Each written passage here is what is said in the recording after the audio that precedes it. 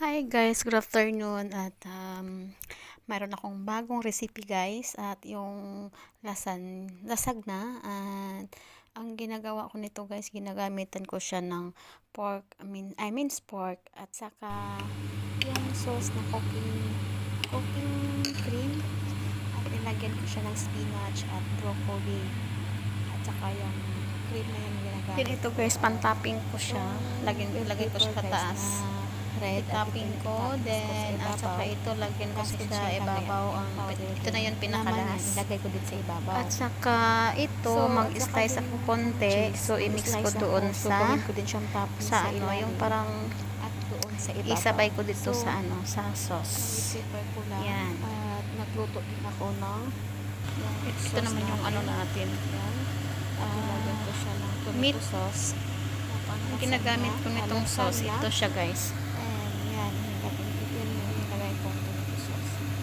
At pagkatapos guys, hanggang tutuin natin na maayos at nilagyan ko siya ng pork cubes at konting soy sauce.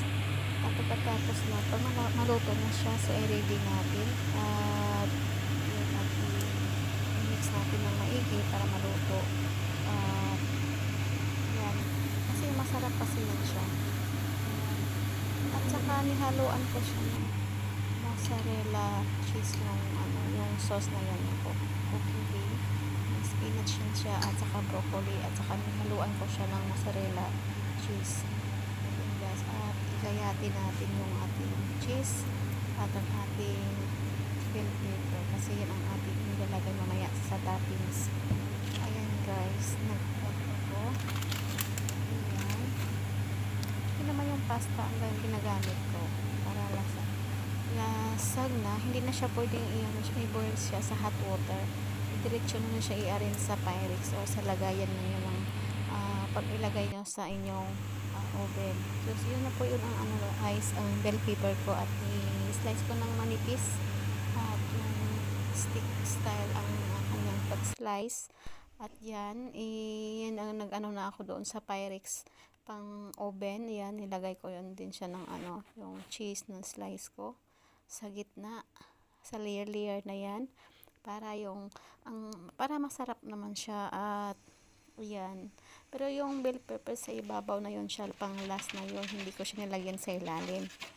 So yan na guys, at yun pasta at last yun naman yung ating minced pork. Then lagyan natin ng cream. Yan. Pagkatapos ng cream na yan, at lagyan natin yung in-slice na cheese. Yan. Yung kailangan natin siyang punuin ng cream para masarap. Yan guys. Katapos nun, yan na, ikalat natin para maganda tingnan. Ayun. Yan, maganda siya tingnan. At ano siya masyado ayan. Yun. Nakita nyo kung paano ko siya nilagay. Ang pinakalas na yon. Yan. At lagyan natin ng sa ibabaw ng ginayat na mga ginayat na yan, bell pepper at saka cheese. Pang last na yon. Yan. Nakita nyo naman kung paano ko siya ina-arrange at saka ilagay natin doon sa oven.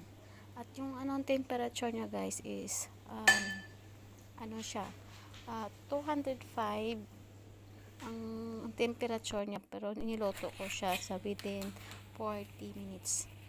Yan.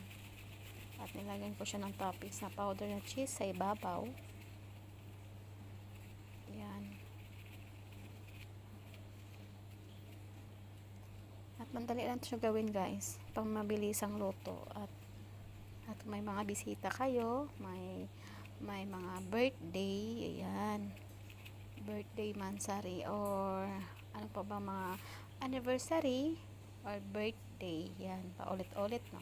Kaya nag voice over lang ako kasi kanina hindi ako masyadong makapag-focus sa aking ginagawa pag once nagsasalita ako. Yan na po guys, nilagay ko siya sa temperature na 205